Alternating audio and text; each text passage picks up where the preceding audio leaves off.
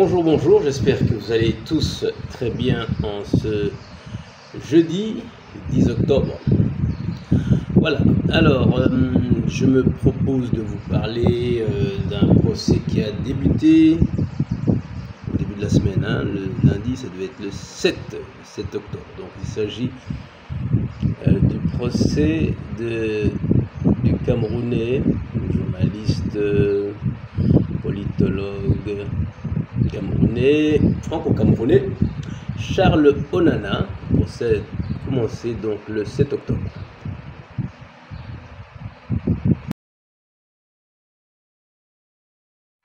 Alors, donc, notre ami Charles Onana est poursuivi pour négation de génocide.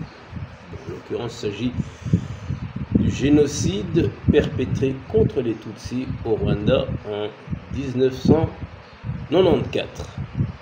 En 1994, comme disent certains francophones. Alors, donc, j'ai entendu parler, je pense pour la première fois, de Charles Onana, ça devait être autour de 2000 comme ça.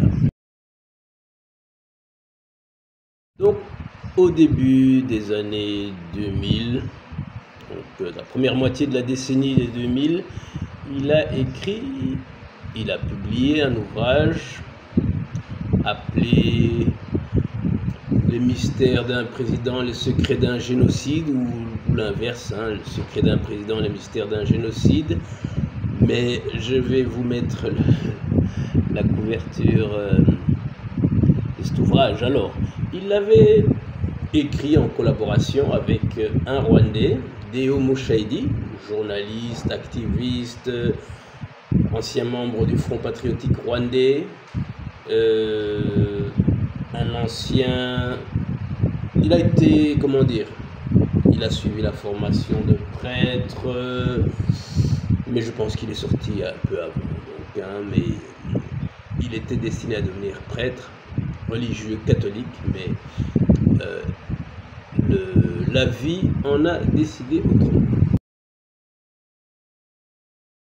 Donc cet ouvrage, je l'avais lu, je l'avais bien lu, je l'avais décortiqué, et en fait c'était étonnant de voir les erreurs, les inexactitudes, les imprécisions très nombreuses. Et j'ai écrit là-dessus, donc ça pourra se retrouver facilement sur internet ou soit sur les nouvelles de Kigali à Bruxelles, ou bien même sur ma page Facebook. Si jamais vous ne retrouvez pas ça, je peux toujours vous le faire suivre, partager ça avec vous. Donc, il y avait cet ouvrage où, évidemment, le point central, c'était sur cette question de l'assassinat de Juvenal Habyarimana. À l'époque, autour des années 2000, 2001, 2002, beaucoup d'anciens membres du Front patriotique avaient quitté la barque, donc étaient en exil, et de nombreux parmi eux parlaient donc de cet attentat en disant que l'attentat avait été commandité et perpétré par le Front patriotique rwandais qui est au pouvoir depuis 1994. Donc de là découlait le fait qu'on disait que si c'est le FPR qui a abattu l'avion du président Habyarimana, et que c'est cet attentat qui a déclenché le génocide, donc quelque part, les responsables du génocide, ça serait le Front patriotique rwandais, ses chefs, voilà. Donc c'était ça la thèse, et beaucoup d'anciens membres du Front patriotique allaient dans ce sens. En 2004, c'est là qu'aussi Ruzibiza a publié son ouvrage, aussi, c'était les secrets de... Mais bon, vous avez le titre là. Donc là aussi, il disait tout simplement, oui, c'est nous qui avons fait le coup. et lui était beaucoup plus précis.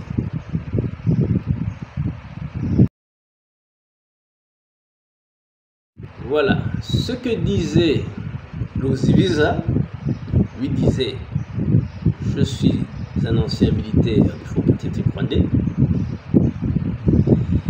et j'ai pris part à l'organisation, la préparation et même l'exécution de cet attentat. J'étais sur place, j'étais dans le bataillon cantonné au Parlement rwandais, le CND, le Conseil national de développement, et nous avons acheminé les missiles à tel endroit, nous les avons tirés, voilà, et il donnait les noms des personnes qui avaient tiré ces missiles, il donnait les véhicules dans lesquels ces missiles avaient été transportés depuis, disait-il, depuis même Mulindi au nord, à Byumba, jusqu'à Kigali, à Kimihurura, là, au CND, bon, c'est pas tout à fait Kimihurura, mais c'est entre Kakiru, Kimihurura et Remera, vous avez la colline où se trouve le CND. Voilà, donc il expliquait en détail ce qu'ils avaient fait, lui, et tout ça.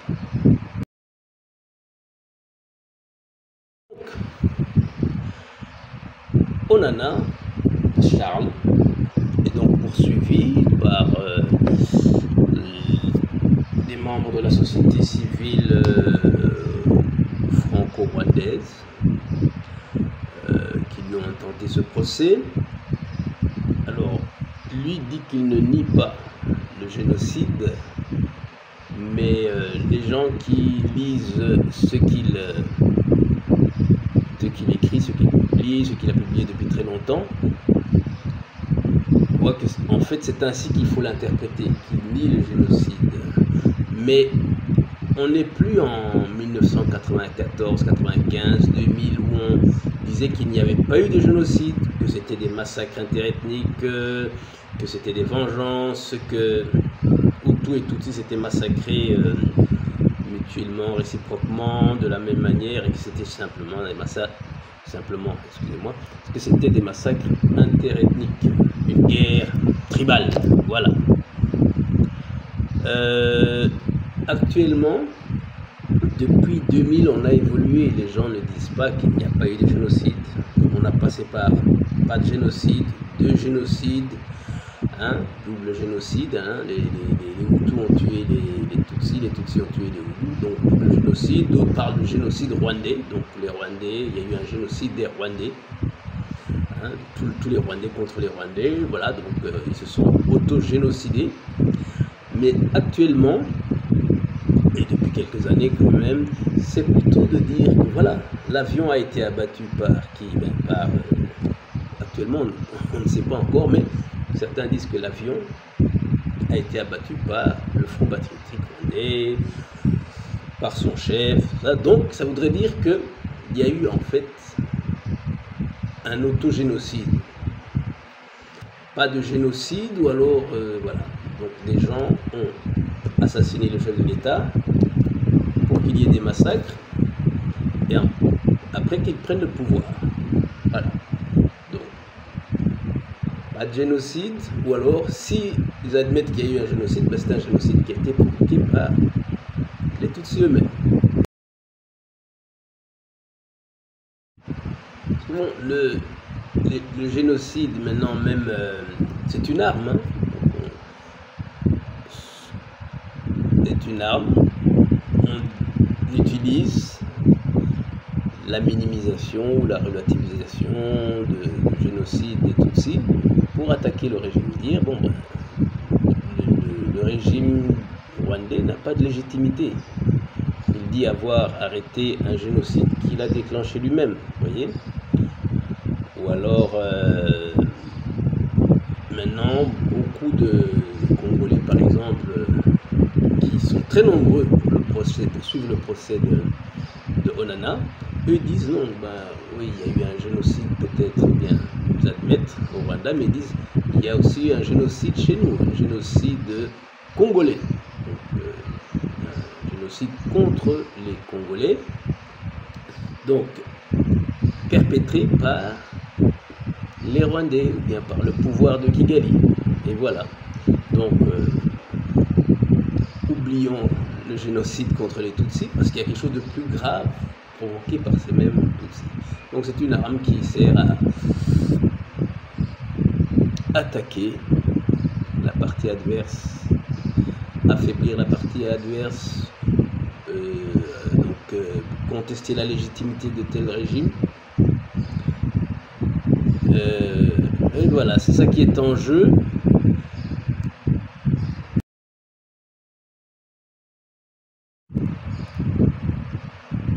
En 94, 95, 96, la France avait intérêt évidemment à nier ou relativiser ce génocide parce que évidemment le nouveau régime attaquait la France en disant qu'elle avait pris part à ce génocide, qu'elle avait permis ce génocide, qu'elle avait activement pris part au génocide contre les Tutsis. Et donc les Onana, les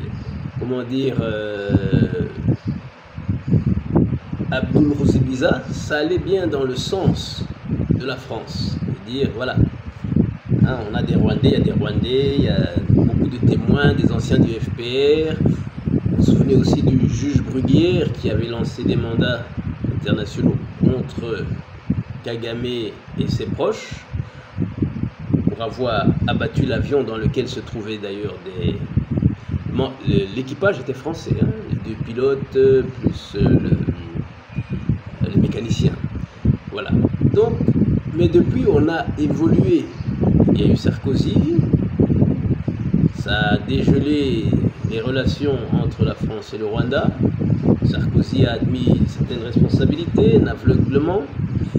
Et après, on est arrivé avec Macron. Macron qui a de très bonnes relations avec le régime rwandais, le régime, le pouvoir, l'administration, vous utilisez le terme que vous voulez. Et donc actuellement, il n'est plus aussi simple de porter, bien de remettre en question le génocide contre les Tutsis. Bon, vous avez vu la France de Macron, le Rwanda de Paul sont vraiment, c'est la lune de miel. C'est une Rwandaise qui dirige la francophonie. Il y a des troupes rwandaises au Mozambique pour combattre les djihadistes qui, ont retardé un très gros contrat de Total sur les hydrocarbures mozambicains. Voilà, donc actuellement, il n'y a pas le lobby anti-Rwanda, le lobby qui défend ces thèses de double génocide ou alors pas de génocide, hein. Il est affaibli parce que l'État français, les juges français, le système français n'est plus dans cette veine. Bon, évidemment, les Français, les Franco-Rwandais, les Franco-Camerounais qui veulent défendre cette thèse-là, négationniste ou relativiste ou comment dit-on encore, ou bien qui minimise, bon, ils peuvent toujours s'exprimer, mais là, on a un procès.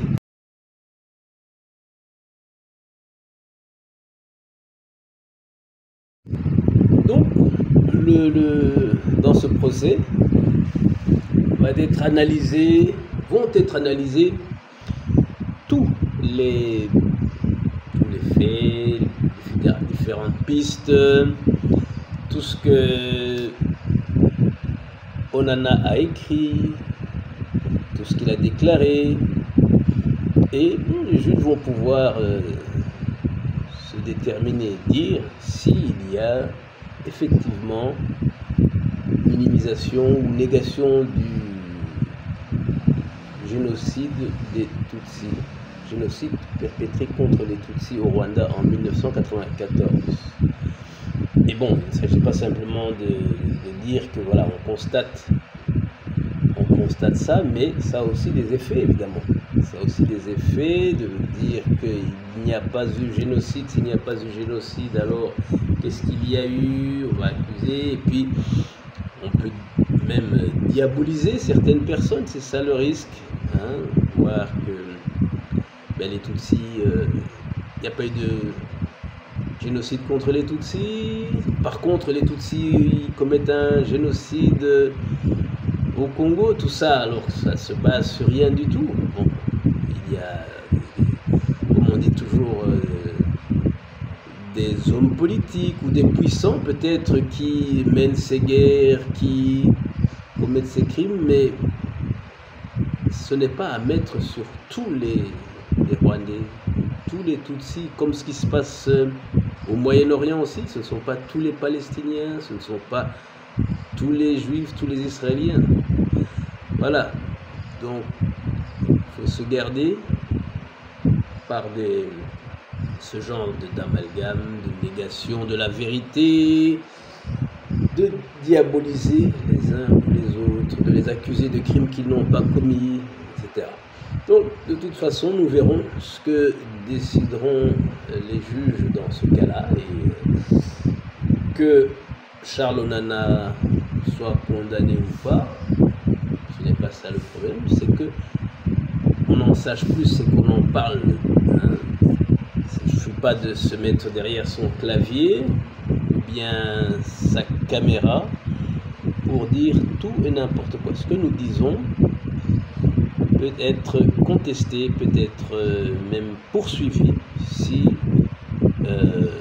il y a atteinte à des lois, s'il y a atteinte aux droits de certaines personnes, aux droits de certains groupes. Voilà, donc encore